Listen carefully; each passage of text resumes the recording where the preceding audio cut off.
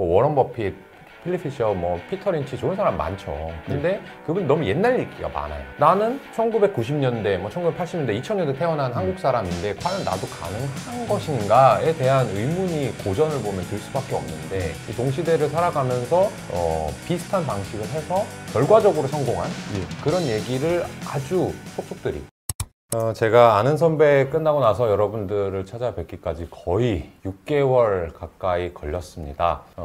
그 이유는 여러분들한테 맨날 똑같은 거 보여드리고 싶지 않고 이 훌륭한 채널에서 좀 더 좋은 얘기를 할 수 있는 기회를 만들면 좋지 않을까. 그래서 준비하느라 시간이 상당히 오래 걸렸고요. 오늘 처음으로 제가 여러분들께 소개시켜드리고 싶은 분이 있어서 이 인터뷰 자리를 마련했습니다.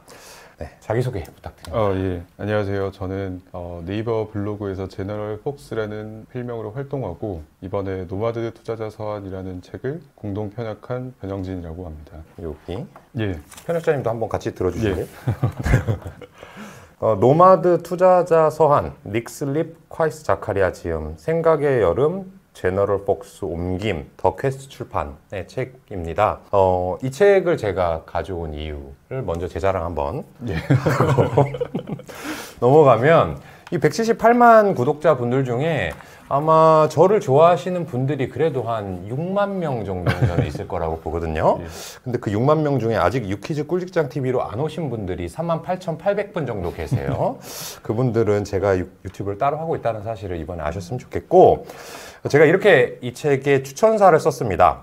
노마드 투자조합의 닉 슬립과 콰이스 자카리아는 필립 피셔, 워런 버핏, 피터 린치를 동시에 떠올리게 하는 완전체 투자자다. 본받을 만한 투자 구루들은 많지만 장기 성장하는 기술 기업과 프랜차이즈 밸류를 가진 좋은 기업에 대해 균형 잡힌 식견을 가진 이는 드물고, 그러면서도 전 세계를 직접 발로 뛰며 소형주를 발굴하는 것은 더더욱 어렵기 때문이다. 투자회사 경영자이자 전문 투자자로서 이 책을 읽으면서 스스로에게 아직 투자자로서 갈 길이 멀다는 설렘을 느끼는 한편, 투자 실력과 고객 우선주의, 겸손함을 두루 갖춘 이들 앞에 한없이 부끄러워졌다라는 추천사를 썼는데, 이 추천사를 쓰게 해주신 게 너무너무 영광일 정도로 저는 인생 행복한 경험을 했습니다. 이 책의 편역자이신 제너럴 폭스님께서 간단히 이 책에 대해서 소개해 주시면 좋겠습니다. 네, 이 노마드 투자자 서한이라는 책은 2001년부터 2013년까지 영국에 존재했던 노마드 투자조합이라는 이제 펀드를 운영했던 그 매니저 닉 슬립과 카이스 자카리아가 펀드 투자자들한테 보냈던 비공개 서한을 모은 책입니다. 2001년부터 2013년까지 12년 반 가까이 동안 921% 맞습니다. 수익률을 올렸고, 그걸 연봉리로 한 사람이 21%인데 제가 조금 제 자랑하자면 제 전 책에도 제가 963% 13년 동안 했다고 적었거든요. 그러니까 저는 같은 기간 동안에 수익률이 조금 더 높아요. 맞습니다. 근데 제가 왜 이분들을 훌륭하다고 여기냐 하면은 이 수익률이 중간에 서브프라임 모기 사태가 껴있는 상황에서 나왔다는 거죠. 그러니까 이분들은 제가 겪었던 가장 큰 금융위기를 중간에 있음에도 불구하고 저희 회사 가장 잘 나갔던 코스피가 3천까지 갔던 그 시기에 제 수익률과 비슷했다라고 하는 것에서 상당히 대단했다고 보고요. 이 노마드 투자 조합에 대해서 간략히 소개해 주시면 좋겠습니다. 네, 이제 노마드 투자조합을 결성한 요 슬립과 자카리아는 원래 영국의 마라톤 에셋 매니지먼트라고 유명한 투자회사에서 일하던 애널리스트였습니다. 거기서 일을 하면서 자기들만의 투자 철학과 원칙을 실현할 수 있는 이제 펀드를 만들고 싶다라는 열망을 가지게 됐고, 그래서 여기에 공동 창업자의 조력을 받아서 이 펀드를 2001년 9월에 이제 설정을 하게 됐고요. 재밌는 건 그 설정일이 그 2001년 9.11 테러 전날이에요. 하자마자 모두 폭락해 있었으니까 책에도 나오는 말을 보면 그냥 아무거나 돈은 들어와 있었지만 깨지진 않았고 현금인 상태에서 사기 시작했군요. 그래서 그거 부럽습니다. 타이밍적으로 출발에 이제 운이 좋았다 이런 말들을 하긴 하고, 그래서 말씀하신 그런 이제 엄청난 기록을 달성했는데 사실 이 수익률 자체가 뭐 전 세계에서 탑이거나 아니면 동시대의 탑이거나 한 건 아니에요. 거의 탑에 준하죠. 그렇긴 하죠. 그래서 이들이 조금 더 이런 아직까지도 이렇게 시간이 지났는데 회자 되는 이유는 투자했던 기업들이 그 후에 이제 엄청난 성공을 거뒀고 그리고 이 투자했던 내용을 담은 서한이 이제 비공개 서한이었기 때문에 거의 십몇 년간 이제 봉인되어 있었던 거죠. 네. 네. 그래서 그 봉인된 서한을 본 일부가 평하기로는 이제 초창기 인터넷 기업의 잠재성을 투자자 관점에서 그 논리를 체계화한 거의 이제 최고 수준의 투자자다라고 네, 많이 이제 칭송받아 왔습니다. 네. 일단 이 닉 슬립하고 콰이스 자카리아가 개인적인 이 바이오 프로필이 어떤 사람이고 예. 둘이 왜 만나게 됐는지 그거를 설명해 주시면 더 좋을 것 같아요. 네, 먼저 이제 닉 슬립은 스코틀랜드 사람이고 이제 크게 보면 영국인이고요. 대학에서 지리학을 전공한 사람입니다. 그래서 원래 조경 일을 하려다가 정리해고를 당해서 맞아. 예, 어쩌다 보니까 투자 업계에 발을 들이게 됐고 사실 뭐 어쩌다라는 게 약간 짜증나네요. 네, 조금 그렇지만 회사들 매우 좋은 회사들에 갔거든요. 네. 그래서 두 회사 정도를 거쳐서 마라톤에 이제 일을 하게 됐습니다. 그래서 거기서 동남아 지역 담당 이제 애널리스트로 일을 했고 97년에 아시아 금융위기가 터지면서 본인 멘토인 그 공동 창업자 중 한 명이랑 이제 동남아시아에 간 거죠. 네. 투자하러. 네네. 네. 그래서 투자할 기업들을 알아보고 뭐 애널리스트도 만나보고 이제 하러 갔는데 거기서 이 콰이스 자카리아를 만났습니다. 콰이스 자카리아는 당시에 그 도이체방크에서 셀사이드 브로커로 일을 하고 있었는데 원래는 이분은 또 기상학자가 되고 싶었는데 부모님이 이제 반대해서 네, 돈 많이 버는 직업을 가져라. 아니, 네. 부모님이 좋은 분이네. 보통은 뭐, 우리나라는 주식한다고 하면은 네. 기상학자가 되라 이렇게 할 것 같아요. 기상청에 가면 철밥통 아니냐. 아, 그렇죠. 안정적인 네, 직장. 네. 예. 그래서 어쨌든 자카리아도 흘러 도이체방크에서 일을 하고 있었고 자카리아가 보기에는 지금 이제 금융위기가 왔으니까 주가가 다 폭락한 상황에서 담을 사야 되는 기업들이 널려 있는데 아무도 안 사는 거죠. 그래서 본인은 브로커인데 주식 못 파는 거예요. 네네네. 그래서 거의 해고 직전 위기였던 걸로 알고 있어요. 그래서 거기서 이 세 사람이 만나서 이제 확인한 거죠. 역발상 투자자라는 네네. 것을 확인했고, 그래서 그 이후에 3년 정도 계속 관계를 유지하면서 대화하고, 네, 투자에 대해서, 주식에 대해서, 종목에 대해서 그러다가 2000년에 자카리아가 도이체방크를 나와서 네, 마라톤으로 이제 데리고 온 거죠. 예, 그래서 그때 합류하자마자 또 세 명이서 버핏을 만나러 갑니다. 주주총회를 가고. 따로 만날 수 있었나요? 아마 마라톤에서 투자를 했었기 때문에 예, 뭐 아마 그럴 기회가 네. 있었던 걸로 보이고 네. 거길 가서 이제 버핏을 모델로 삼아서 우리만의 펀드를 하자라는 이제 결심을 하는 거죠. 예, 그래서 어쨌든 펀드 그 마라톤의 창업자가 팀을 밀어줘서 그 2001년 9월에 노마드를 설정을 하게 된 겁니다. 예. 이야기가 너무 흥미진진해가지고 뭐 하나하나 넘어가기가 참 어려운데 제가 그 뒤에 이제 여쭤보려고 했던 내용을 하나 여쭤보고 가겠습니다. 그냥 이 공동 창업자분이 마라톤 SM 매니지먼트의 네. 공동 창업자분이 이 두 분을 밀어줬다는 거 아니에요? 한번 해봐라. 맞습니다. 그렇죠? 예. 근데 이제 저는 투자 회사를 하고 있잖아요. 근데 가장 투자 회사 할 때 아픈 게 뭐냐면 이제 오랜 기간 이 키워온 밑에 매니저가 나갈 때가 진짜 마음이 아파요. 네. 마음도 아프고 실질적으로도 되게 어려운 상황에 봉착을 하게 됩니다. 근데 그래서 항상 이제 머리를 굴리는 게 어떻게 하면 얘네들을 안 나가게 할 수 있을까. 그래서 그럼 돈을 내가 줄 테니까 니네들이 하고 싶은 투자를 니네들이 독립된 법인, 독립된 사무실에서 한번 해봐라 라고 이제 제안을 한단 말이죠. 예. 근데 그게 잘 안 돼요. 그들이 그걸 잘 받아들이지도 않을 때도 있고 저도 얘한테 이렇게 다 해줘야 될까라는 고민이 있을 때도 있는데 이 마라톤 SM 매니지먼트에서는 이 두 사람을 전폭적으로 신뢰한 거죠. 그렇죠. 근데 예. 그러고 나서 아예 분리가 된단 말이에요. 예. 분리가 됐을 때는 이 공동 창업자는 이제 그 다음에는 이 노마드에 투자를 하거나 그러진 않았나요? 근데 이제 분리되고 나서도 이 노바드 투자조합의 최대 투자자가 마라톤이에요. 예, 그래서 너무 부럽다. 사실 대표님이 이제 의도하셨던 이상향대로 네. 가서 너희끼리 일을 하지만 돈 벌면 우리도 돈 벌고 네, 그래서 좋은 뭐 투자회사의 발전 구조 면에서도 네. 한 단계 조금 다른 모습을 보여주기는 한 것 같습니다. 인성이 아마 좋을 것 같아요. 인성이 안 좋으니까 제 밑에 있는 애들은 나가는 거고요. 돈보다 더 중요한 게 있는데 저는 너무 일단 부럽고요.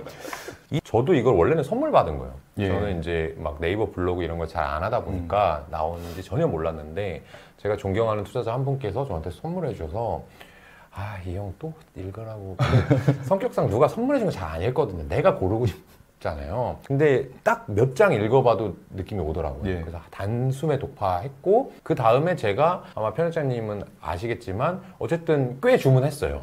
꽤 주문해서 내가 생각할 때 이 사람이 투자자이다 하는 사람한테는 한 권씩 다 선물했거든요. 무조건 읽어야 된다. 왜냐하면 우리가 이제 뭐 워런 버핏, 필립 피셔, 뭐 피터 린치 좋은 사람 많죠. 근데 그분 너무 옛날 얘기가 많아요. 그러니까 과연 이게 동시대 때 워런 버핏도 그런 얘기 하잖아요. 내가 저기 유전자 때문에 유전자 로터리에 당첨된 거다. 근데 나는 1990년대, 뭐 1980년대, 2000년대 태어난 한국 사람인데 과연 나도 가능한 것인가에 대한 의문이 고전을 보면 들 수밖에 없는데 이 동시대를 살아가면서 비슷한 방식을 해서 결과적으로 성공한 예. 그런 얘기를 아주 속속들이 이게 만약에 이 닉슬립이나 콰이시 자카리아가 책으로 쓰려고 했으면 못 나올 얘기도 많았을 거예요. 맞습니다. 근데 이미 서한으로 다 보낸 얘기고 그거를 중간에 바꾼다는 건 불가능하죠. 본 사람이 이미 있기 때문에. 그렇죠. 예. 그러니까 아주 속속들이 나와 있거든요. 그래서 여러분들이 정말로 이 책을 읽으셔야지 큰 투자자가 될 수 있고요. 제가 장담합니다. 근데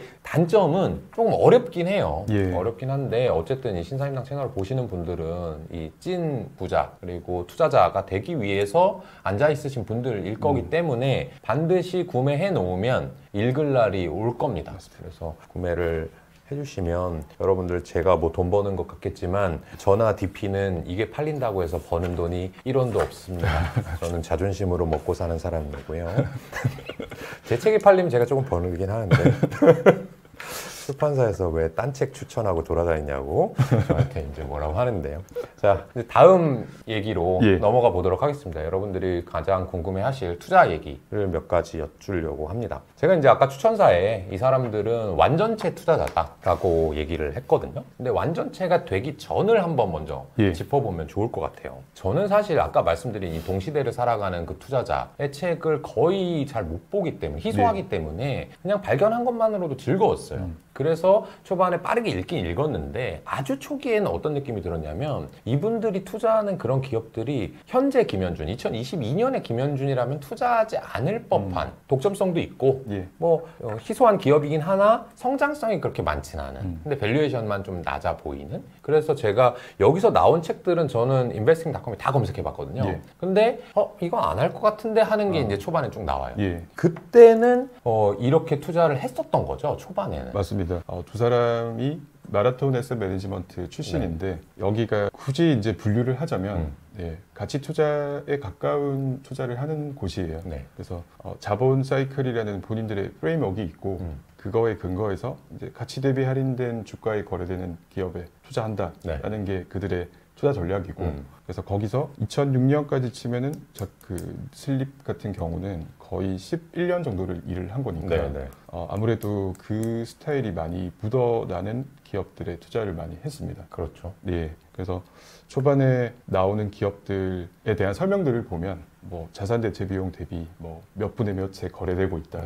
네. 근데 이 자산이 수명이 뭐 40년짜리인데 이 주가에 거래되는 게 말이 돼? 이런 이유들의 이제 분석이 나오거든요. 그렇죠. 그래서 사실 여기 책이 이제 워낙 방대하니까 초반에 이렇게만 읽으신 분들 같이 투자하는 사람들이네 라고 저한테 댓글을 달아주시거나 평을 많이 하시고 그렇죠. 거기까지 읽어 나가는 사람은 그렇죠. 그래서 14년 정도 친데 한 3, 4년 정도 읽고 같이 투자다. 근데 요걸 끝까지 이제 독파를 하신 분들은 또 다른 얘기를 또 해주시는 거죠. 완전 다르죠. 예. 제가 그 얘기를 이제 하나하나씩 여쭤볼 건데 필립 피셔형 투자에 대해서 먼저 얘기를 해볼 텐데 이들이 이제 아마존에 상당히 오래 투자하고 맞습니다. 있죠? 지금도 하고 있죠? 지금도 아마 뭐 실시간으로 확인할 수 없지만 최근에 확인된 정보로는 여전히 이제 투자를 하고 있습니다. 그렇죠. 이 아마존 투자에 대해서 폭스님께서 조금 설명을 해주시면 좋을 것 같습니다. 닉슬립은 1997년에 이미 이제 아마존을 알고 있었다고 해요. 그래서 그때는 아마존이 지금과 같은 모양이 아니었고 그냥 온라인 서점 책 파는 데였죠? 그리고 그거에서도 1등이 아니었고 이제 막 시작해서 이제 영국 진출하려고 하던 타이밍이었는데 IR을 가서 베조스가 얘기하는 걸 들으면서 슬립은 원래 IT에 되게 관심이 많은 네, 학생 때 그랬대요. 그래서 되게 유망하다라고 생각했지만 투자는 안 했습니다. 그러니까 어떻게 보면 닷컴 버블 붕괴를 피했으니까 타이밍 능력이 네, 매우 훌륭하다고 네. 볼 수도 있고 네. 그렇게 시간이 지나면서도 계속 아마존에 대해서 관심을 유지를 했어요. 그래서 노마드를 설정을 하고 나서 실제로 투자한 시점은 2005년이거든요. 근데 그 시점은 책을 넘어서 이제 뭐 거의 다 팔고 네, 흔히 말하는 에브리띵 스토어가 됐고 네네. 이제 딱 투자해야겠다고 결심했던 이벤트는 아마존 프라임의 발표였거든요. 그 배송 서비스죠. 맞습니다. 무료 배송하면서 회원제로 네. 돈을 내면 이제 1일이나 이틀 내에 오는 그쵸. 배송 네, 서비스와 기타 뭐 지금은 OTT도 있고 이렇지만 그때는 뭐 DVD 뭐 빌려보고 이런 거였다고 하더라고요. 그렇죠. 네, 그래서 그 아마존 프라임을 발표하는 내용을 듣고 지금 아마존이 뭘 하려고 하는지를 이제 완전히 파악할 수 있었다고 말을 하거든요. 근데 그 이유는 그 전에 코스트코에 투자하면서 코스트코에서 규모의 경제 공유라는 모델을 규명을 했고 그게 뭐죠? 규모의 경제 공유? 네. 그래서 이 규모의 경제 공유라는 건 이제 규모의 경제는 결국 규모가 커져서 비용 우위를 확보하는 게 규모의 그렇죠. 경제인데 네. 여기서 공유가 붙은 건 그 비용 우위를 회사의 이익률을 높이는 방향이 아니라 판매가를 낮추는 방식으로 고객들한테 어떻게 보면 돌려주는 거죠. 그렇죠. 네. 내가 벌어야 될 거를 다른 관계자한테 돌려주고 맞습니다. 그러니까 구속력을 더 강화하겠다. 네, 플라이휠 방식. 맞습니다. 그래서 그 코스트코도 뭐 잘 아시겠지만 이제 유료 회원제 서비스를 그렇죠. 매우 오랫동안 해왔고 네. 그 유료 회원으로서 돈을 낸다는 것 자체가 네. 이 브랜드에 대한 충성도를 높이고 뭐 다시 한번 방문해야 될 이제 의지를 다져주며 네. 근데 갔는데 가격이 거의 이제 최저가에 가깝다라는 걸 네네. 고객들이 알고 있는 거죠. 그래서 그 모델에 노마드는 투자를 했었고 그래서 이걸 온라인 버전이 아마존 프라임을 보면서 이게 온라인 버전이라는 걸 금방 이해한 거죠. 그래서 그 시점부터 집중 투자를 했고 그 2013년에 펀드 해산 딱 직전 시점에 포트폴리오를 보면 네. 그때가 전체 AUM이 3조 정도 됐는데 한 2조 정도가 미국 포트폴리오였거든요. 네. 거기에 70%가 아마존이었어요. 그럼 거의 절반이 아마존이에요. 그렇죠. 네, 전체적으로 따지면 그래서 그 후에도 아마존 그 슬립과 자카리아는 아마존에 대한 투자를 개인적으로 계속 하고 있고 네네. 특히 이제 자카리아는 한 주도 안 팔았대요. 네, 단 한 주도 판 적이 없다라는 이제 말이 있었고. 그러니까 저도 그 얘기를 이제 미루어 짐작을 해보면 예. 그들이 애초에 펀드의 절반은 아마존 사진 않았을 거예요. 맞습니다. 근데 아마존이 다른 회사들보다 훨씬 빠르게 성장을 하고 주가가 많이 올랐으니까 비율이 커진 건데 여기에서 이제 그 집중 투자의 하나 이제 매력 이라고 할까? 팁? 이런 거를 여러분들한테 드린다고 하면은 집중 투자가 애초에 여러 개가 아닌 종목들을 가지고 집중해서 분석을 하고 이렇게 수익을 내자라는 방식도 있는데 그분들이 이제 실수하는 것 중에 하나가 아마존과 같은 주식을 샀단 말이에요. 근데 2배, 3배가 나면 비중이 너무 커지잖아요. 맞습니다. 그러면 이거는 좀 이제 팔고 좀 적절하게 비중을 다시 조정해야 되겠다 이런 생각을 하는 게 사실은 장기 수익률을 망치는 지름길이고 이게 커져도 주가랑 비교했을 때 여전히 투자할 만하고 이 회사가 계속해서 아까 얘기했던 그 규모의 경제 공유를 확장하고 있다면 그 기간 중에 안 팔 수 있는 그 인내심이 저는 결국에는 이 수익률을 좌지우지한다고 생각해요. 네. 그리고 이 지금 말씀을 너무 잘해주셔가지고 다음 질문을 자연스럽게 넘어갈 수 있게 됐는데 이 아마존을 이런 생각으로 투자한 사람은 꽤 많고 근간에 맞습니다. 그리고 돈을 번 사람들도 상당히 많아요. 예. 그래서 만약 저는 이제 아까 말씀드린 순서가 가치주 투자를 하다가 이제 아마존으로 이제 돈을 벌었다 요거였으면 저는 닉슬립과 카이스 자카리아를 그렇게 높게 평가하지는 않았을 것 같거든요. 근데 뭐 지금은 버크셔 해서웨이가 이 아마존을 갖고 있는 걸로 알고 있지만 얼마 전까지는 사실은 투자하고 싶었지만 못했다 아쉽다 계속 이런 말씀들을 워런 버핏이 하셨고 그렇지 않은 주식 중에 이제 코스코는 워런 버핏도 너무 좋은 회사라고 계속해서 얘기를 했고 맞습니다. 이 사람들 투자했단 말이에요. 예. 근데 저는 투자자로서 사실 어떻게 다르다고 느끼냐면 규모의 경제 공유는 맞는 것 같아요. 그리고 와 그걸 보고 바로 아마존 프라임을 보자마자 캐치해서 이건 이렇게 될 거야 투자했다는 그 식견이 너무너무 훌륭해요. 그러니까 뭐 지리학자 하려고 하다 갑자기 펀드 매니저 대충 하고 하는 것 같은데 저는 이 코스코는 이미 그 시스템을 이용해서 이익률이 낮은 것이지 실제로 ROE나 ROIC는 워낙 높은 회사로 유명했거든요. 맞습니다. 돈을 잘 버는 회사예요. 근데 아마존 같은 경우는 제가 정확히 기억나지 않지만 아마도 그 서점을 할 때 프라임을 시작했을 때까지만 해도 이익을 별로 못 내고 있는 회사였을 거고 지금도 이익 대비로는 상당히 비싸 보이는 그리고 이익의 많은 부분이 그 클라우드 서비스인 AWS에서 나오고 있잖아요. 맞습니다. 그래서 저는 코스코하고 아마존하고는 좀 차이가 있어 보여요. 혹시 폭스님은 이 닉슬립이나 콰이스 자카리아 또는 폭스님 개인적으로 봤을 때 어떤 차이가 있다고 느껴지세요? 아마존에 투자할 수 있었던 건 제 생각에는 코스트코에 투자를 했기 때문에 가능한 일이었다고 저는 생각을 하고 있습니다. 네. 그래서 코스트코가 말씀하신 것처럼 오프라인 기반이고 그 규모의 경제 공유라는 모델을 가장 잘 실천하는 회사다라는 내용이 이제 책에 매우 반복해서 나오고 아주 심층 분석을 해서 투자를 했는데 여기서 이제 그들이 어떻게 보면 고안한 어떤 메트릭이 하나 있거든요. 이제 그게 로버스트 비율이라는 이름인데 주주에게 돌려준 이익, 환원한 이익과 직원 및 고객한테 돌려준 이익은 아니고 이제 편익이겠죠. 네, 요거 간의 비율을 보는 메트릭이에요. 그렇죠. 이게 아까 말씀하셨던 규모의 경제 공유를 통해서 추가적으로 창출한 무언가가 있을 텐데 맞습니다. 그거를 주주들한테 그냥 뭐 순이익의 형태, 배당 형태로 돌려줬느냐 아니면 싸게 팔았느냐 아니면 직원들한테 뭐 성과를 많이 줬느냐 이거를 가지고 나눴다는 거죠. 이 생각이 그 워런 버핏도 사업 보고서에서 밝힌 적이 있거든요. 가이코에 대한 내용을 이제 주주들에게 설명을 하면서 주주들한테 이만큼 돈을 돌려줬고 직원들한테는 프로핏 쉐어링을 이 정도 해줬고 그리고 고객들도 그러니까 가이코의 고객들 여기가 이제 보험사니까 그 다음 저렴한 보험사의 상품을 샀을 때 대비 얼마의 돈을 절약했다라는 식으로 이제 분석을 한 거죠. 그래서 여기에서 영감을 받아서 노마드도 비슷한 내용을 코스트코에 이제 적용을 하고 근데 요 비율이 가이코 같은 경우는 이제 1대1 정도로 나왔는데 코스트코는 이제 고객과 직원 쪽이 5고 주주 쪽이 1로 나온 거죠.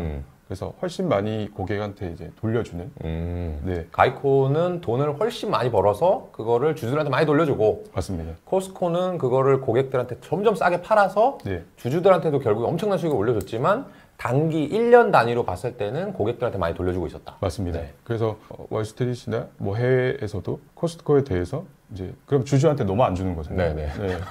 배당을 넘어서 이익률이 뭐 그 분석 당시에는 3%도 안 됐거든요. 맞아요. 그러니까 너네는 누구를 위해서 존재하는 것이냐. 어떻게 보면 자본주의의 이제 기본 전제마저 약간 시험하게 하는 그런 수준이었고 그런데 노마드가 봤을 때는 이렇게 고객한테 많이 돌려주면 고객들이 그걸 믿고 더 많이 사고 그러면 규모가 더 커졌으니까 비용을 더 줄일 수 있고 그러면 판매가를 또 낮출 수 있고 그러면 또 더 사고 이 선순환이 만들어질 거고 이 선순환을 경험한 고객들이 코스트코에 가서 나는 물건을 사는 사람이라는 그런 습관을 형성한다면 이게 엄청 오랫동안 지속할 수 있는 선순환이라고 본 거죠.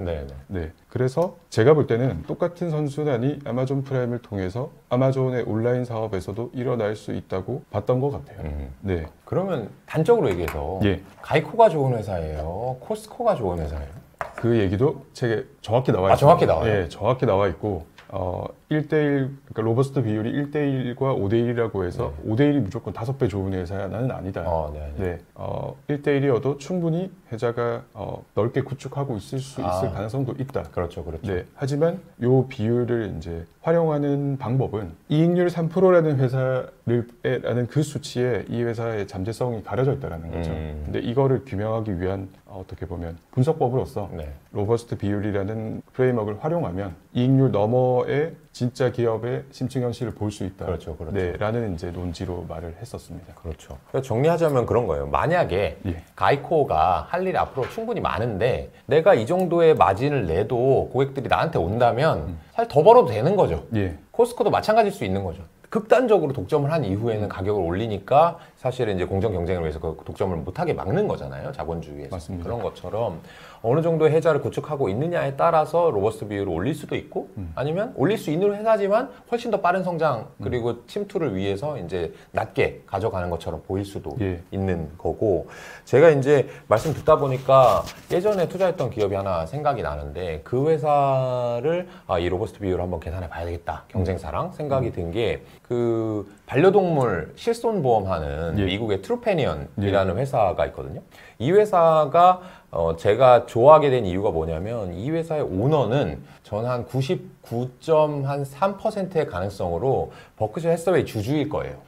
아마도 그럴 거라고 믿습니다. 왜냐하면 이 회사는 분명히 실손보험 회사인데 반려동물 실손보험 회사인데 애뉴얼 리포트에 보면 거의 이게 반려동물 회사 연차 보고서인지 버크셔 해서웨이 연차 보고서인지 전혀 모르겠어요. 그런 정도로 뭐 워런 버핏 얘기, 경제적 해자 얘기, ROIC 얘기, 뭐 이런 DCF 얘기 엄청 나오거든요. 그래서 저는 너무 이제 감동받아서 이 회사를 좋게 보기 시작했는데 이 회사가 얘기한 게 그거예요. 자기네는 전 세계에서 가장 큰 반려동물 실손보험 업체다. 그럼 우리가 생각할 때는 짧게 그냥 돈 많이 벌면 되겠네 라고 생각하잖아요. 근데 이 회사는 계속 자랑을 하는 게 우리 회사는 가장 싸게 실손보험을 제공할 수 있다. 왜냐하면 너무 오랜 업력이 있고 여러 가지 반려동물에 대한 이 건강에 대한 데이터를 갖고 있기 때문에 가장 저렴한 걸 제공을 해서 우리의 마켓쉐어를 계속 키울 것이다 라고 얘기했거든요. 제가 그걸 보면서 이걸 한번 확인해 봐야 되겠다 라고 생각한 적이 있어요. 그래서 우리나라의 펫보험은 뭐뭐 있을까? 그래서 M 보험사가 있거든요. 그 M 손보호 회사가 처음으로 우리나라 펫 보험을 냈어요. 그래서 검색을 해봤어요. 그랬더니 같은 견종의 같은 상품이 3배 비싼 거예요. 근데 우리나라의 그 1인당 GDP가 거의 3분의 1이잖아요. 그 얘기는 10배 비싸게 파는 거예요. 메리츠는. 아이고.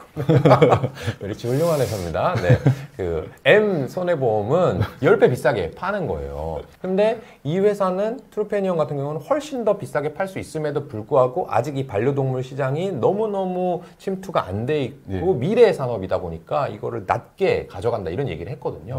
그래서 저도 돌아가서 이 로버스트 비율을 한번 계산해 보고 경쟁사는 어떤지 한번 보고 싶은 생각이 들고요. 이 완전체 투자자의 이제 세 번째입니다.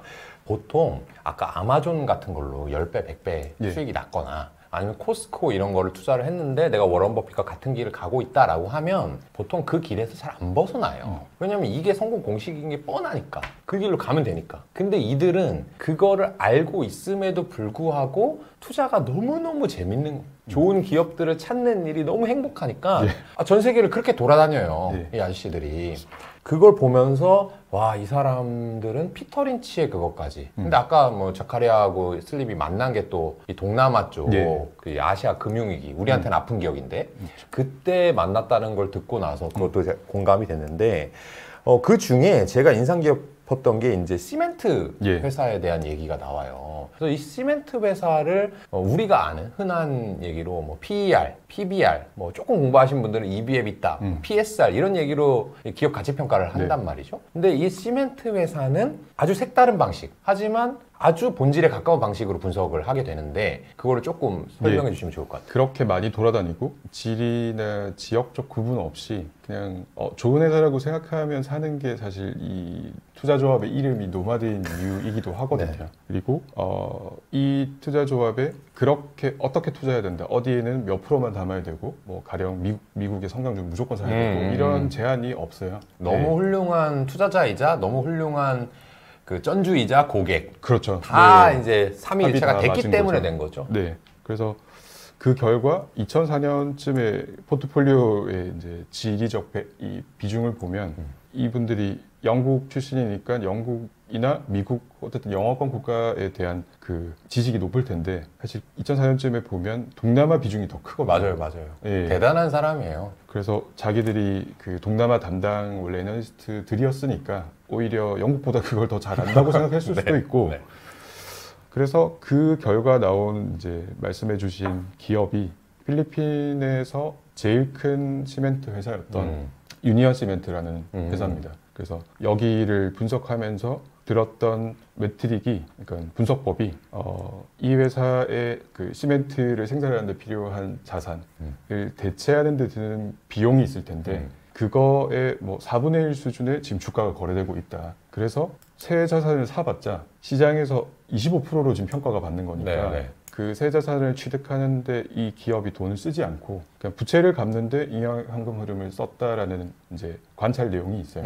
그래서 모두가 PBR이나 PER 기준으로 이 회사는 지금 뭐 저점을 향해 그렇죠. 네, 내려가고 있다라고 판단해서 이제 보고 있을 때 노마드의 두 사람은 이들의 재무 구조가 오히려 건전해졌다라는 분석이 나오거든요. 네네. 그래서 원래 최대 규모 회사였던 만큼 시간이 조금 지나면 이 업을 장악할 수 있을 것이고 그리고 가격 결정력까지 확보할 수 있을 것이다라는 이제 투자 분석으로 여기에 이제 투자를 했었죠. 근데 본인들이 원했던 만큼의 수량을 못 샀어요. 네, 여기 이제 시가총액이 이제 기억이 안 나는데 뭐 2억 달러 정도 됐는데 이들이 산 금액이 100만 달러치밖에 못 산 거죠. 예, 그래서 많이 못 샀을까에 대한 분석과 후회와 한탄이 나오고. 왜 못 샀대요? 그러니까 안 팔았대요, 아무도 주주들이. 그러니까 거래량이 없었다는 얘기예요. 예, 거래량이 없었고 그리고 이 사람들이 가서 조금 사기 시작하니까 사람들이 이건 되는 건가? 네.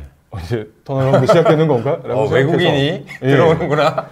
그래서 오히려 더 안 팔았던 이제 경향까지도 발견을 했다고 하고 그래서 결국은 이 회사가 세계 최대 시멘트 회사인 홀심이라는 데 인수가 되거든요. 네, 그래서 노마드의 투자 수익률은 400% 정도가 됐고 근데 여기서 이제 막 엄청 반성을 하는 거죠. 우리가 이런 식으로 투자를 해야 되는 것인가? 라고 말하면서 더 집중 투자하고 그리고 이렇게 끊는 게 아니라 인수 제한이 왔다고 해서 팔고 치우는 게 아니라 더 길게 가져가는 접근법을 강화해야겠다라는 네, 그런 하나하나 사례마다 반성하고 교훈을 약간 이제 찾는 그런 그렇죠. 내용들이 이제 많습니다. 그러니까 여러분들이 조금 어려워하실까봐 정리를 해보면은 시멘트라고 하는 것은 이제 상당히 무거운 재화이기 때문에 한 국가에서 다른 국가로 막 수출입이 편한 건 아니에요. 네. 그러면 필리핀이라는 나라에서도 반드시 뭐 건설을 해야 될 것이기 때문에 시멘트가 필요할 것인데 다른 어떤 경쟁자가 와서 시멘트 회사를 새로 짓는다 한들 공장을 만든다 한들 얘네보다 잘 만들 가능성도 없고 예. 그리고 이 회사가 너무 저평가가 돼 있으니까 사실은 이 회사를 사는 게 더 바른 선택이라는 거죠. 네. 시멘트를 공장을 만드는 게 더 비싼 가격에 거래되고 있었다라는 거죠. 그래서 이분들이 이렇게 투자한 거고 제가 이제 이분들의 말을 이해되는 게 아까 이제 그랬잖아요. 수익률을 내는데 가장 중요한 건 좋은 기업을 안 파는 데 있어요. 아마존 같은 기업을 10배, 100배까지 오를 때까지 기다릴 수 있는 인내심이 더 중요하거든요. 또 하나는 많이 사는 게 중요해요. 예. 조금 사가지고 뭐 10배 벌어봐야 아무 소용없어요. 이제 물론 이제 방송에 나가서 저 뭐 10배를 벌었어요 할 수는 있지만 그래도 지금 돈 얼마 있는데 라고 했을 때 그냥 입국 다물 수밖에 없는 거거든요. 그러니까 이분들이 이렇게 많이 살려고 했던 그런 것에 대해서도 이해가 되고 또 이것보다는 아마존이나 코스트코 방식이면 더 좋겠다라고 생각했을 것 같기도 하고 네. 또 제가 이제 누구라고 얘기하진 않겠습니다만은 이런 회사는 좋은데 M&A가 된 거잖아요. 예. 근데 안 팔 수도 있습니다, 사실은. 이들이 안 팔면 그 M&A한 기업들이 이 회사한테 계속 팔아라 하면서 호가를 올릴 수도 있고 끝까지 안 팔면 나중에 배당이 나올 때 무지막지한 배당. 그래서 제 지인 중에서는 지금 이미 상장 폐지된 기업을 가지고 계신데 전선회사를 가지고 있는데 그 전선회사가 프랑스 회사한테 인수됐어요. 그러면서 상장 폐지가 됐는데 유일하게 안 판 한국인 한 명이에요. 그래서 매년 배당이 샀던 금액보다 훨씬 많이 나온대요. 그러니까 수익률이 무지막지하게 나오는 거죠. 그래서 이분들도 그런 생각을 아마 했을 거라고 생각이 되고 저도 옛날에 베트남에 이 호찌민 상장돼 있는 FPT라는 회사가 있어요. 이 회사가 이 IT 아웃소싱 하는 회사거든요. 근데 점점점 이 IT 인력의 인건비가 비싸지니까 이 AI화가 되는 한편 일부 코딩을 해야 되는 인력들은 인도라든지 베트남 이런 쪽으로 이제 많이 넘어가야 된단 말이죠. 그래서 아웃소싱 하는 회사가 잘 되고 있었는데 제가 그 회사를 살려고 거의 1년 내내 주문을 했어요. 근데 한 주도 못 썼어요. 왜냐하면 이 FPT는 뭐 베트남 회사가 대부분 그런데 외국인 지분율에 한도가 있어요. 그러니까 외국인이 한 주를 팔아야 다른 외국인이 한 주 살 수 있는 거예요. 그러니까 저는 출근하면 저희 거래하는 이제 삼성증권에 전화해가지고 FPT 이만큼 사주세요. 그럼 이제 하루 지나면 또 전화해서 사주세요 했는데 지금 이제 포기했거든요. 근데 보통 제가 포기하고 나면은 기회가 생기니까 여러분들 한번 고민해 보시면 좋을 것 같고 제가 이제 말씀 들으면서 이 생각했어요. 이들이 왜 이렇게 전 세계에 잘 돌아다니게 됐을까? 한 명이 지리학이고 한 명이 기상학이면 이거 돌아다니면서 찾을 만한 기회가 충분히 있었을 것 같고요. 그다음에 개인적으로 이제 궁금했던 것 중에 하나는 예. 이들이 여러분들 이제 놀라시면 안 됩니다. 짐바브웨라는 나라 예, 아시죠? 맞습니다. 이 나라는 저는 가본 적도 없고요. 뭐 아프리카 나라 맞나요? 예, 아프리카. 보통 제가 이렇게 얘기했는데 남미랑 헷갈리는 경우도 많아서 아프리카 맞네요. 이런 나라에 대해 저희가 기억하는 건 뭐냐면 이 만평 이런 데 보면 이 지폐를 이 리어카에 끌고 갔는데 뭐 이제 과일 하나 받고 이런 거 있잖아요. 그리고 짐바브웨 같은 경우는 이 경기가 계속 안 좋고 내전도 심하고 그래서 인플레이션이 너무 커져가지고 뭐 1경달러 지폐 뭐 하나 해가지고 1달러에 뭐 기념품처럼 거래되는 맞아요. 그런 나라인데 네. 이들이 여기 투자했단 말이에요. 예. 그 나라의 투자는 어떤 기업을 했고 예. 이 결과는 어땠어요? 이게 어찌됐든 이 책을 아무리 열심히 읽어도 제가 어쨌든 번역하고 뭐 여러 번 이걸 수정하면서 아마 한국에서 제가 이걸 제일 많이 읽은 사람일 텐데 그렇죠. 아무리 많이 읽어도 짐바브웨에 가서 투자하는 건 못할 것 같거든요. 네네. 네, 아무리 생각해도. 저도 못할 것 같아요. 네. 근데 제 생각은 그러니까 뭐 대표님도 잠깐 말씀 주셨지만 이 투자자의 기질이라는 게 이 사람의 투자 스타일에 아주 큰 영향을 미치는 것 같아요. 그분들이 지리학과 이제 뭐 기상학자가 되고 싶었던 사람이라서 돌아다니는 걸 좋아한 게 영향을 당연히 미쳤을 테고 그리고 그런 배경으로 투자 업계에 들어왔으니까 어떻게 보면 이제 매우 아웃사이더적이잖아요. 그렇죠. 네. 그래서 업계의 뭐 표준 관행에 그렇게 얽매이지 않고 네. 그냥 본인들이 옳다고 생각하는 걸 할 수 있었던 사람들이라고 맞아요. 저는 보고 있습니다. 맞아요. 그래서 올바른 투자는 비인기 스포츠와 같다 이런 말을 하거든요. 거기서부터 벌써 이제 약간 아싸 같은 느낌이 그렇죠. 나고 네. 그래서 2004년 연관서한 첨부문서 2번에 보면 이 문장이 나오거든요. 제가 길지만 조금 읽어보면 짐바브웨에 투자하는 것에 대해서 고객들이 싫어하고 컴플라이언스 부서도 싫어하고 컨설턴트도 싫어하고 회사의 마케팅 부서도 싫어하고 그리고 투자 기회 규모가 아주 작고 벤치마크 주가지수 구성 종목도 아니고 이제 영국이 대영제국 시절에 매우 식민지와 연방들이 있었는데 짐바브웨에 또 독립을 했거든요. 그래서 현 상태로는 영국 연방이 아니었어요. 그래서 그런 제한들이 있나 봐요. 외국에 가더라도 영국 연방에 투자해라. 네. 근데 영국 연방도 아닌데 결론이 뭐냐면 그래서 완벽하다고 하거든요. 네. 그래서 이런 생각을 가지고 짐바브웨의 비행기를 여러 번 거쳐 타고 들어가서 이 회사가 독점에 가까운 입지를 갖고 있는데 그 산업용 자산이 아까 유니언 시멘트처럼 자산 대체 비용의 여기는 70분의 1 수준이었다고 하거든요. 그러니까 그냥 거저 먹는 수준이었는데 근데 이 짐바브웨라는 국가의 특성상 그런 말씀해 주신 것처럼 하이퍼 인플레이션이 매우 자주 일어나고 그리고 밥 무가베라는 이제 독재자가 오랫동안 통치를 하면서 툭하면 주식시장 거래 정지를 시켜버려요. 네. 그리고 환율도 정부에서 공식 발표하는 환율보다 실제 거래하는 환율은 그 절반밖에 안 됐거든요. 네. 그러니까 화폐 가치가 매우 절하돼 있었고 그런데도 그걸 뚫고 들어가서 이제 안전장치를 좀 마련한 건 그러니까 거대 지배주주가 있는 회사를 고르려고 한 거죠. 그 사람들이 주주이익을 지켜줄 거라는 이제 독재자와 맞서서 네. 그래서 여기서 고른 회사들이 시멘트 기업을 또 골랐고 그리고 양조장하는 회사를 골랐고 건설 엔지니어링 각각 한 개씩 해서 요 네 군데를 이제 바스켓 투자를 했습니다. 그래서 근데 2013년 연간 서한 그러니까 마지막 서한에 보면 종목마다 200에서 700% 정도 벌었다고 나와요. 그게 근데 환율 감안한 건가요? 감안한 겁니다. 네. 해지했나요 혹시?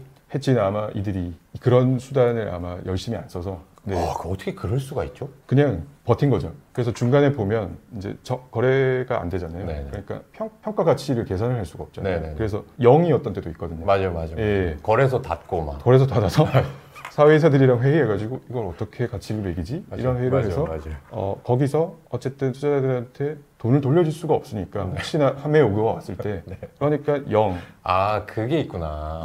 판매를 대비해서 0으로 일단 하는 맞습니다. 게 안전하구나. 네, 그게 그리고 솔직한 판단이라고 이제 생각한 거고 근데 결국 이제 3배에서 8배가 된 거잖아요. 그런데 요 말에 가서 이제 말하는 게 뭐냐면 엄청난 여정이었지만 또 하고 싶진 않다.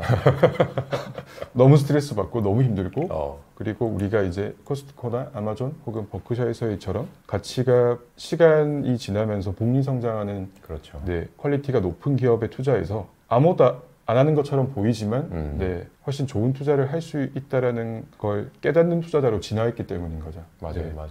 그러니까 그 아까 이제 말씀해주신 부분 중에 좋은 얘기가 있는데 그렇기 때문에 완벽하다. 짐바브웨가 네. 소외됐다는 얘기거든요. 아무리 좋은 기업도 사실은 비싼 가격에 사면 이제 수익을 많이 못 낸다라는 걸 알고 있는 거예요. 그리고 저는 이제 투자 사업을 하기 때문에 그 마음이 너무 잘 와닿습니다. 예를 들어서 제가 아마존을 갖고 있거나 삼성전자를 갖고 있는데 손실이 나면 이걸 안 먹어요. 세계 1등 기업이고 국내 1등 기업이고 모두가 알고 있는 기업이니까. 근데 제가 예를 들어서 중국의 인터넷 기업 시진핑과 막 맞서는 기업을 샀다라든지 아니면 코로나 시대 때 저희 이제 카니발 코퍼레이션 같은 크루즈 회사를 샀다라고 하면은 사람들이 뭐라고 합니다. 그 대놓고 뭐라고 하는 게 이미 알려진 건들로 뭐라고 해요. 이거 망하는 거 아니야? 예. 누가 코로나인데 뭐 이런 크루즈 타겠어? 같은 거죠. 짐바브웨 야 인플레이션 심한 거 아니야? 근데 그게 일어나면 욕을 먹는 거고 예. 벌어도 사실 그렇게 뭐 이렇게 기분이 그렇게 대단히 좋거나 아주 행복하지 않거든요. 근데 말씀하셨던 그 퀄리티 있는 복리 성장 기업을 사면 그런 기업에 한해서만은 시간이 지나면 지날수록 돈을 더 버는 거고 내가 아무것도 안 해도 되는 거고. 근데 여러분 이제 투자 회사 하실 분들이 이거 보실 수도 있는데 그거 사서 벌어도요 왜 노냐 그래요. 나도 하겠다 그러면서 그래서 이제 노는 거에 대한 항변이 어떻게 보면 이제 이 투자자 서한인 거죠. 네. 우리 노는 게 아니라 열심히 리서치하고 네, 뭐 그런 분들은 서한을 안 읽어요.